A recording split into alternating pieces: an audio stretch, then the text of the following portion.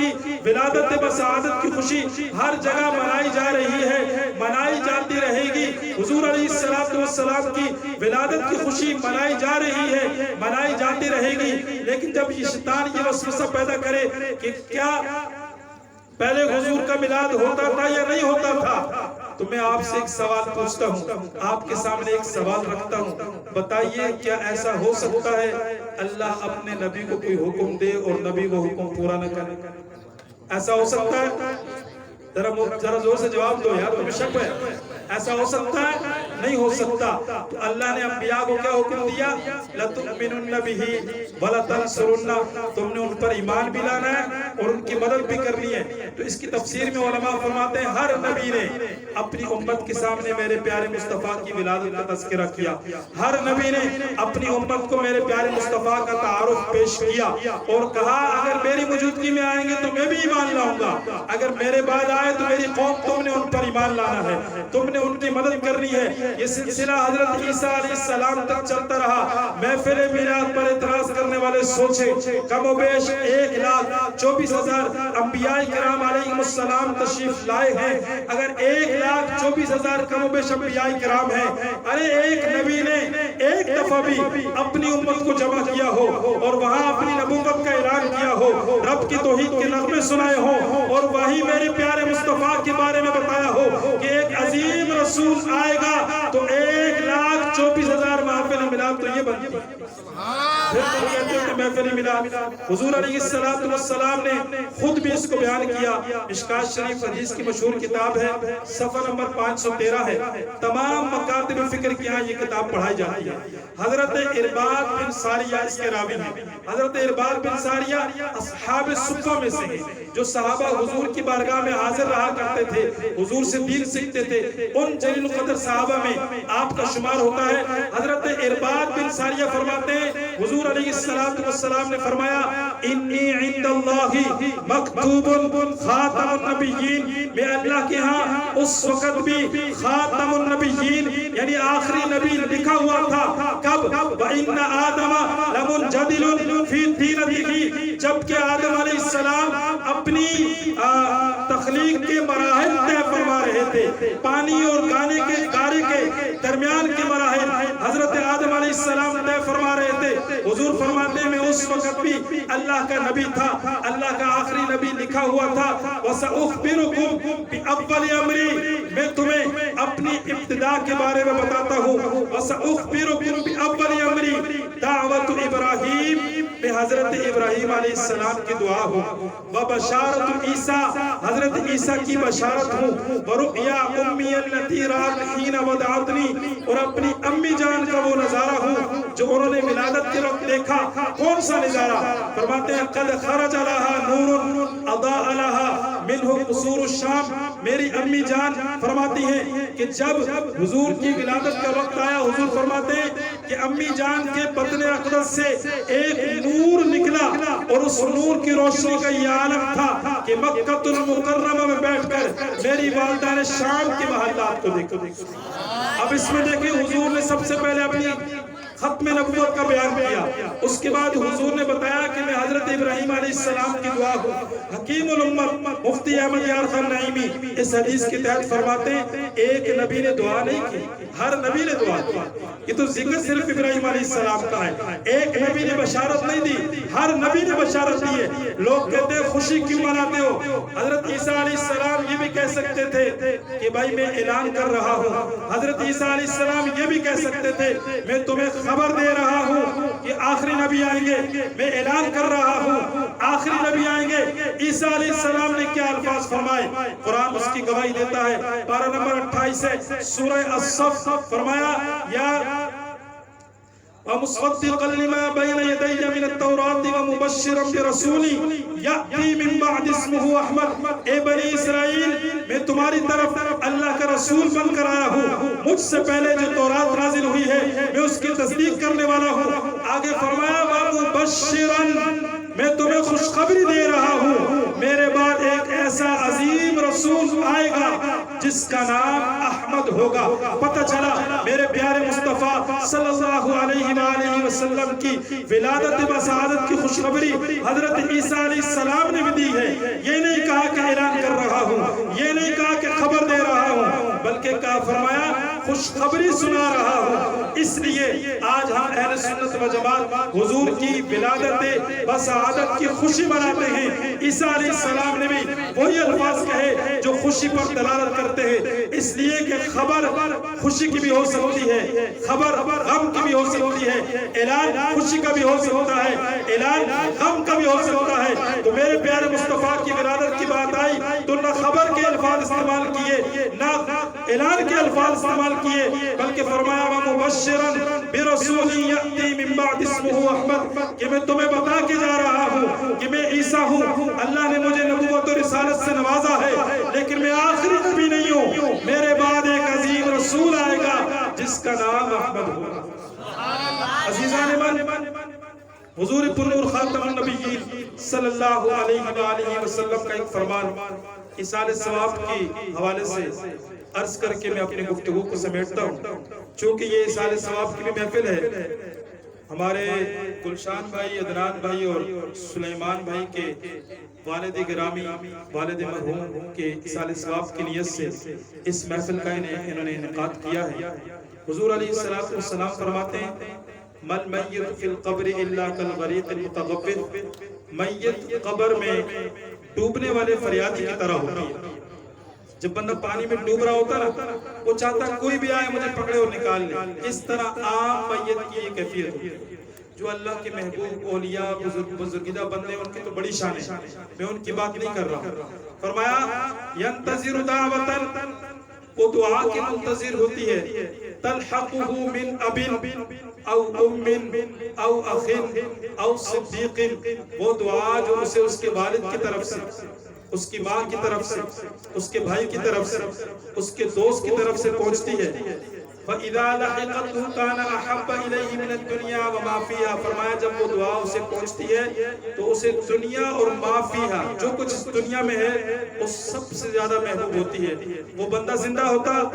اسے کہا جاتا ہے یار یہ ساری دنیا تیری ہے، وہ اتنا خوش نہ ہوتا جتنا وہ اس دعا سے خوش ہوتا ہے جو اس کے ایصال ثواب کے لیے کی جاتی ہے۔ اور فرمایا امثال الجبال، اللہ تعالیٰ پہاڑوں کے برابر نور قبر میں داخل فرماتا ہے۔ ان ہدیۃ الاحیاء الی الاموات الاستغفار لهم، بے شک جو زندہ لوگ ہیں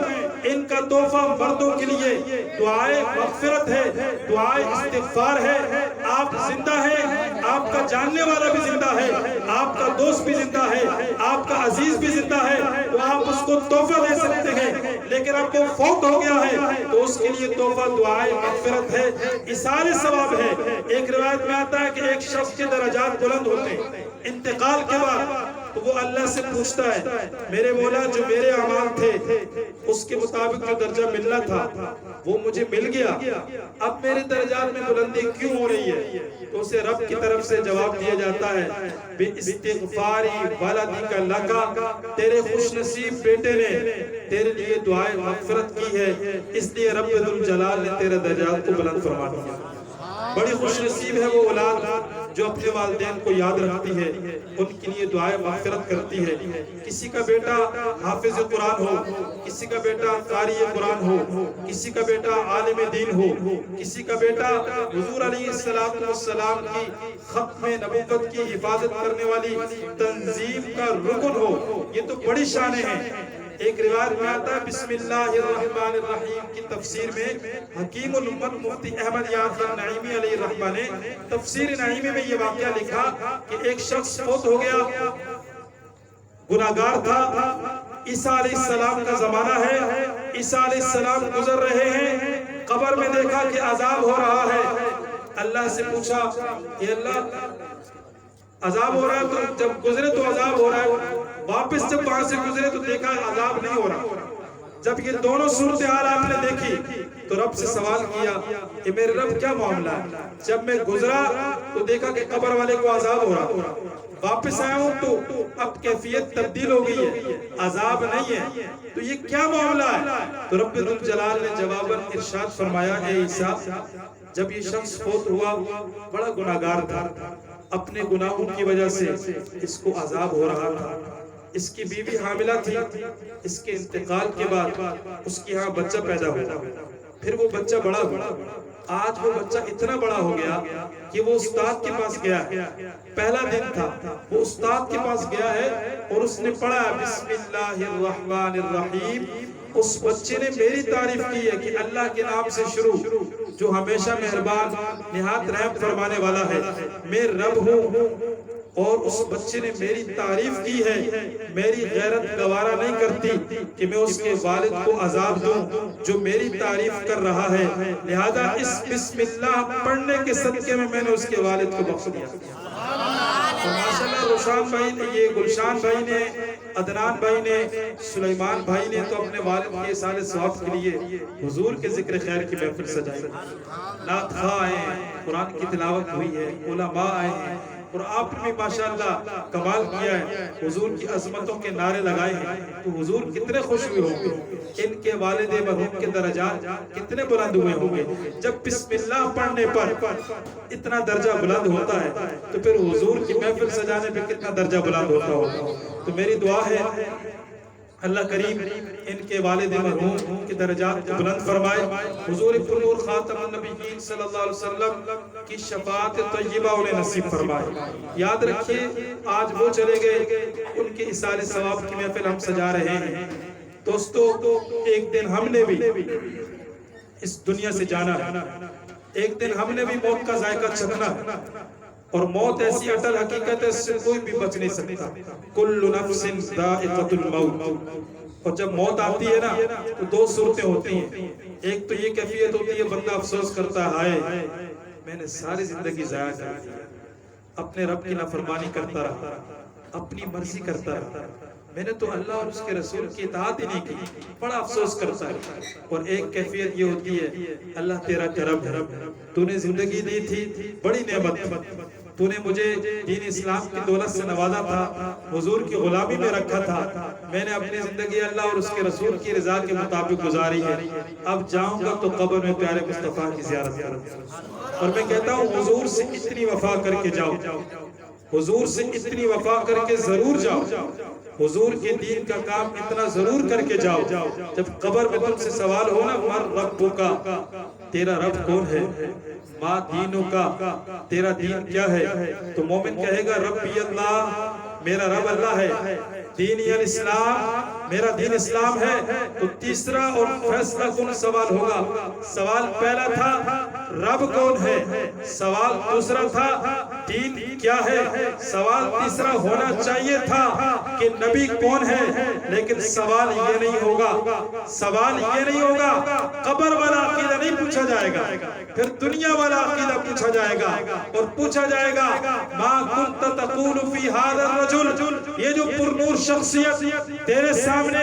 قبر میں موجود ہے، بتا ان کے بارے میں دنیا میں کیا کہا کرتا تھا، بھائی ان کے نعرہ مسجد میں لگا سکتے ہو یا نہیں، لبیک یا رسول اللہ کا نعرہ لگ سکتا ہے یا نہیں، ختم نبوت کا نعرہ لگ سکتا ہے یا نہیں، تو مسجد کی انتظامیہ کے جو لوگ ہیں وہ بھی قبر میں جائیں گے، دنیا میں تو دبا لو، مولویوں کو بھی دبا لو، محلے داروں کو بھی دبا لو، نہیں نہیں جی مسجد میں ہم نہیں ہونے دیں گے، ارے لبیک والوں کی تم محفل مسجد میں نہیں ہونے دو گے تو مسجد سے باہر لگ جائے گی، نہیں تو ہم فیض آباد چلے جائیں گے، ہمارا تو سارا پاکستان اپنا ہے، ہم نے تو محفل لگا کے حضور کی ختم نبوت کا نعرہ لگانا ہے، اور یہ اعتراض ہر مسجد میں وہ لوگ کرتے ہیں جو حضور کی عظمت سے واقف نہیں ہے۔ میری مسجد میں بھی اعتراض ہوا تھا، ہم نے ہر جمعہ پکا کر دیا اور اعلان کیا ہے جو ختم نبوت کا نعرہ لگا سکتا ہے وہ جمعہ پڑھنے میری مسجد میں آئے، جو حضور کی ختم نبوت کا نعرہ نہیں لگا سکتا وہ جمعہ بھی کسی اور مسجد میں جا کے پڑھے، اور جو مولوی حضرات ہیں جو امام ہیں ان مسجد کے، ایسی مساجد کے کہ جہاں انتظامیہ کے لوگ کہتے ہیں حضور کی ختم نبوت کا نعرہ نہیں لگانا، تو وہ بھی اللہ ان سے پوچھے گا جب انتظامیہ منع کر رہی تھی کہ میرے محبوب کی ختم نبوت کا نعرہ نہیں لگانا تو کہاں تھا، اپنی تنخواہ کے لیے تو بولتا رہا، اپنی سہولیات کے لیے تو بولتا رہا، کتابوں کے لیے تو بولتا رہا، تعلیم اور تعلق کے لیے تو بڑا بولتا رہا، لیکن حضور کی ناموس کا مسئلہ آیا، حضور کی ختم نبوت کا مسئلہ آیا تو تیری غیرت کہاں چلی گئی تھی۔ اس لیے دوستو میں یہ پیغام دے رہا ہوں اول سے آخر تک کہ حضور سے وفا کرو. قبر میں بھی حضور نے کام آنا ہے, محشر میں بھی حضور نے کام آنا ہے, پل صراط میں بھی حضور نے کام آنا ہے. لہذا اتنی وفا کر کے جاؤ کہ جب حضور کے بارے میں پوچھا جائے نا تو ہمارے جواب دینے سے پہلے حضور فرما دیں, اس سے کیا پوچھتے ہو یہ میرا, اس سے کیا پوچھتے ہو یہ میرے نعرے لگایا کرتا.